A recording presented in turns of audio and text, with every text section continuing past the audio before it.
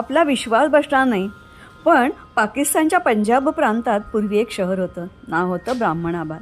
Knowledge centre, भरभराटीला आलेलं आणि अतिशय वेल प्लॅन्ड असं शहर. नदीने आपलं पात्र बदललं आणि त्याची उपनदी हरिके व्हायची थांबली.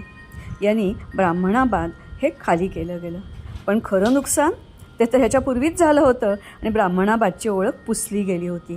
राजा दाहिर हा तिथला अखेरचा ब्राह्मण, शेवटचा राजा. यापूर्वी अनेक वेळेला अनेकांना हरवणारा, प्रचंड मोठं आपल्या राज्याचा विस्तार असणारा. मात्र आता तो हरला गनिमी आणखीन छलकपटामुळे. सुरला सैन्य, त्याच्या पत्नी, मुली, परिवार सारे ब्राह्मणाबादकडे गेले, कारण तिथे एक उत्तम किल्ला होता. आता कासिमनी आपली नजर तिकडे वळवली.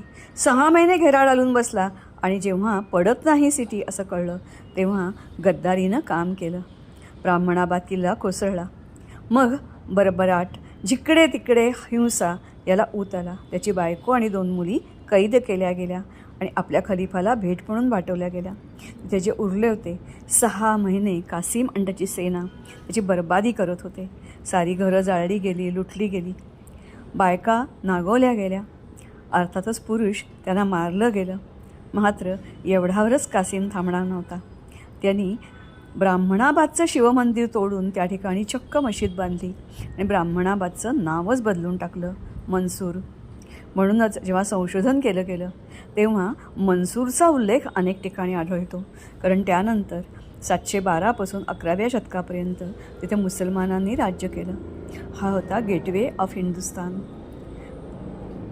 राजा दाहिर आक्रांतांचा मार्ग अडवत तिथे भक्कम उभा होता. मात्र प्रथम अरोर त्याची राजधानी आणि ब्राह्मणाबाद पडलं आणि मग आक्रांतांना मोकळं रान मिळालं. त्यांनी नंतर अनेक वर्ष भारतावर राज्य केलं. मात्र या शहराचा शोध लागला उत्खननानंतर आणि शोधानंतर. फॉरगॉटन सिटी नावाचं पुस्तक लिहिलं गेलं आणि असे हे सगळे पुरावे जमिनीखाली दडलेले उजागर झाले. तेव्हा आश्चर्य वाटून घेऊ नका, हे आहे सत्य. Brahmanabad was there in Pakistan.